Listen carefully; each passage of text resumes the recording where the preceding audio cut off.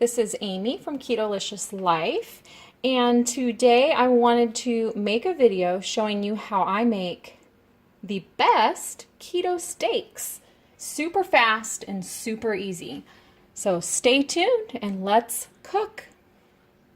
So the first thing we're going to do is I got a pot of water here on my back burner. I'm going to get that to boiling, and what I'm going to do is throw in my cauliflower. I'm going to be making mashed cauliflower, garlic and butter mashed cauliflower to go as a side with our delicious steak. While that water is coming to a boil, I'm going to add to my cast iron pan. So I'm going to heat up my cast iron pan to medium-high heat. I'm going to be adding to this heated pan 1 pat of butter. And one of the important ingredients to making a really delicious keto steak is salting your pan. So let's get our butter spread around here. This is just to give it a little bit of coating of oil to keep things from sticking. Okay, and so the really important step to this is we're going to sprinkle a very generous amount of salt all over our cast iron skillet. All right, I'm going to rinse my steaks off and I'm going to be right back to add them into this pan. Now, I just bought this and I showed this in my keto haul just today. So check out my keto haul for some awesome Mrs. Dash shakers here.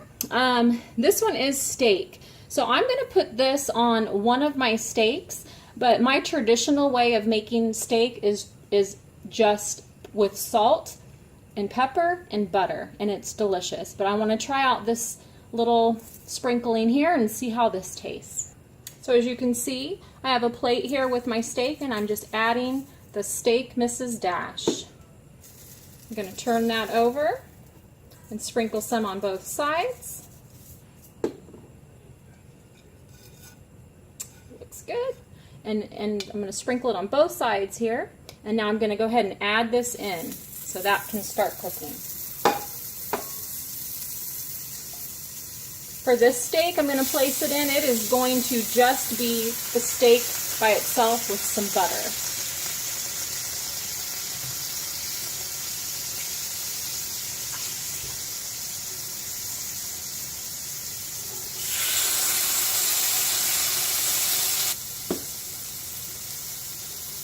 All right, so I'm going to do two steaks with the steak seasoning from Mrs. Dash, and 2 are going to be plain without.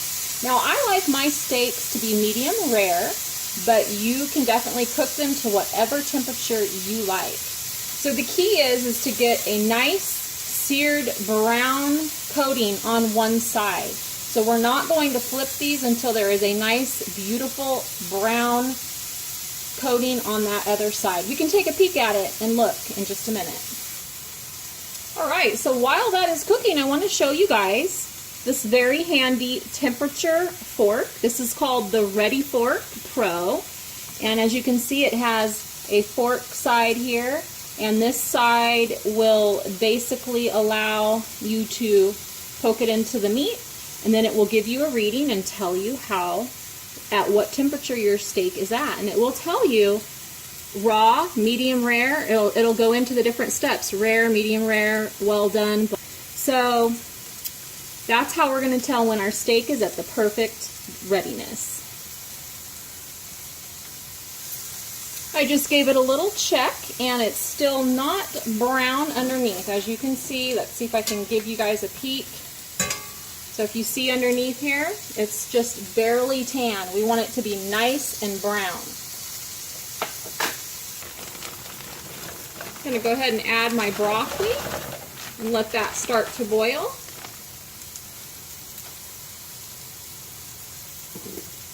Put a little bit of salt in the broccoli.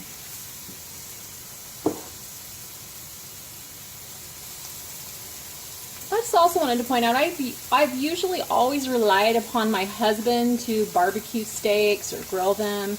I've just never really felt confident in starting a barbecue and grilling up some steaks. So when I started keto, I realized, you know, hey, what can it hurt? I can cook a steak up on the stove, and it either comes out good or it doesn't. Chances are it'll be dry, but oh well, I'll just, you know, eat it in something. And so I gave it a try, and lo and behold, it has become our most favorite way to make steaks. They come out absolutely delicious. Cooking on cast iron is amazing. So it's just our new way to make steaks. We don't have to mess with the grill outside. We can do it right here on the stovetop, and it tastes amazing.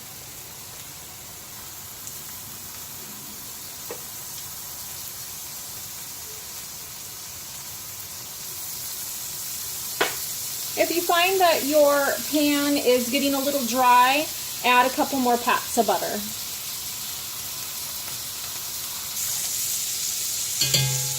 Alright, so our steak has started to have a very beautiful brown color on the other side, so we're going to go ahead and flip them over.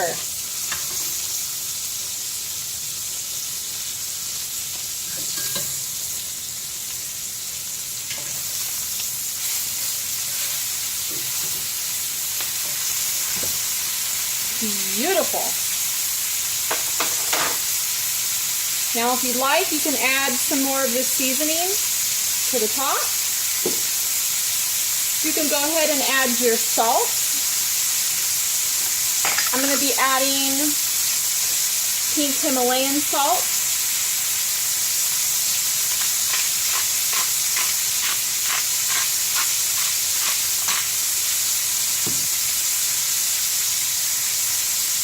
And I'm going to be adding pepper.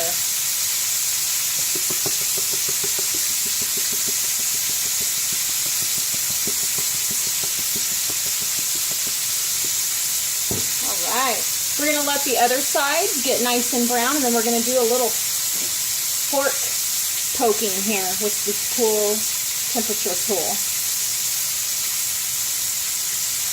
You can see that, let me move it up here. You can see that the temperature tool is showing that the meat is still raw. So we are going to let it continue to cook, and we'll check it about every 3 or 4 minutes. You would want to check for your perfect temperature. And just so you know, as you're using that temperature fork tool, once the steaks get close to being done or even to becoming medium rare, you want to check it often, because once they start to get done, they are going to get done quickly. So if you don't want your steak to end up medium or well done, check it often once you see that it's getting close to the temperature. At about 125 to 130, start checking frequently. The temperature on these are about 124.3. This one here is at 127.7. And this one is saying medium rare right now. 134.2 is medium rare. So I'm going to poke it in one other spot. Medium rare. So this one is saying medium rare. If you like your steaks medium rare, you would take this one out right now. And look how beautiful the other side looks. Beautiful. So I'm going to take this one out, get that one on cooling and resting on a plate. Alright, this little one right here is showing medium rare. These steaks are all just slightly different in thickness and slightly different in size, so they are going to get done at different times. So this one shows medium rare. And I'm going to let it go just a couple degrees higher. I like to do a couple different options for the rareness. This one is also showing medium rare, so you can see how fast they get done. Once they start to go, you want to check them often, because they are going to be done. They're all showing medium rare now. Alright, so that's how I cook the perfect keto steak in just under 15 minutes.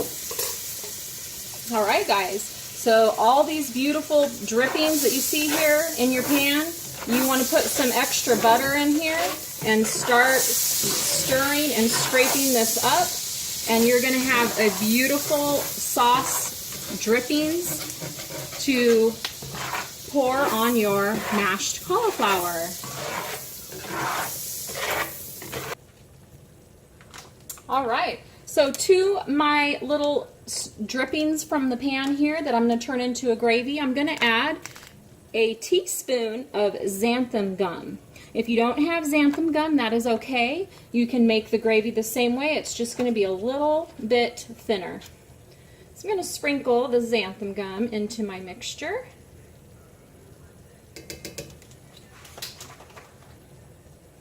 And give that a nice stir, and you can already see that it's thickening up.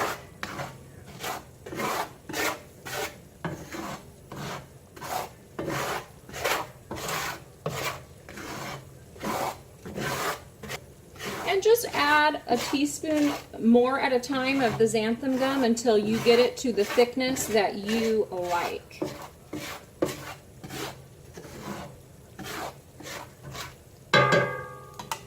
Looks like our cauliflower might be done as well. I'm going to get a fork. You want to get your cauliflower extra soft. So you're going to basically kind of overcook the cauliflower because you want it to be as tender as possible. So here's our little gravy drippings. They are, if you don't like the dark bits in there, if you could taste them. If they taste a little too burned or too dark, then you can just strain those out. All right, so I strained out the bits that were just a little bit over brown. I'm going to add just a couple tablespoons of heavy cream. Give that a nice stir.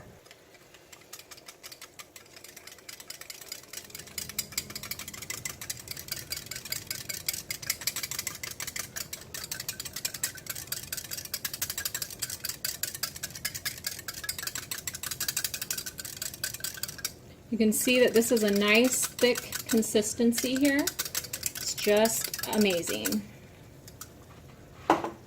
This tastes so good. It's just a nice brown gravy, and it's going to be delicious over the mashed cauli.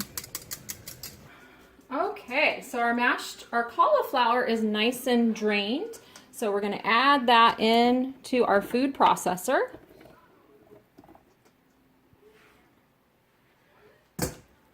To that, I'm going to add about 2 tablespoons of butter. To that, I'm going to add about a 1/4 cup of cheese that's already grated. This is the cheddar and cheddar jack cheese mix. I'm going to add 1 tablespoon of garlic minced. And to that, I'm going to be adding that's probably about a 1/4 cup of cream cheese, or maybe a little less. I'm going to add that. All right, we're going to put the lid on. And we are going to use the puree mix setting.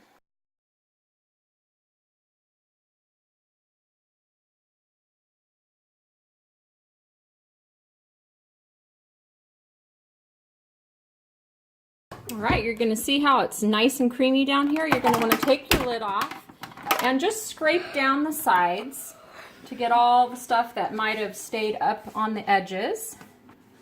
You want it to all be nicely mixed in. Almost done. I'm going to add some salt and pepper. So you just want to sprinkle your pepper in generously. However much you like, how little you like.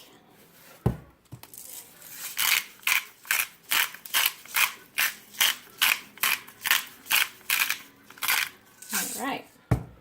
Put the lid back on. We're going to let it blend up some more.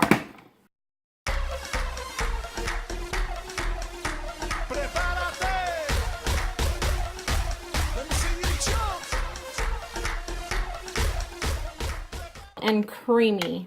And absolutely delicious with our brown gravy that we made.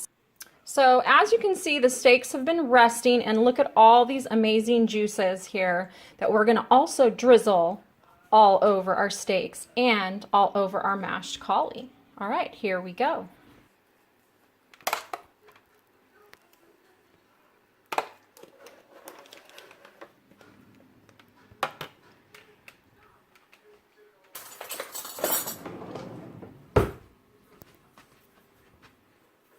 Okay, so here's our gravy. We're gonna drizzle our gravy all across the top here. Now you tell me, does that not look amazing? If you want, you can sprinkle some cheese on here, but I think this is gonna be amazing just like this. So let's do a taste test.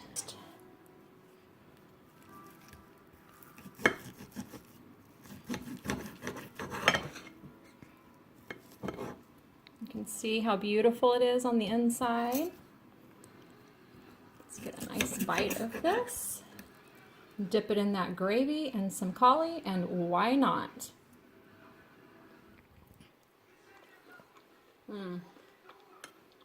Tastes so delicious. It's tender, it's juicy. Those flavorings, the salt and the pepper and that steak flavoring is really good. The gravy and the mashed cauli are amazing. Thanks everyone for watching. I hope you enjoyed this cooking tutorial. Please give me a like if you liked it, and a subscribe if you're new, and we'll see you next time. Bye.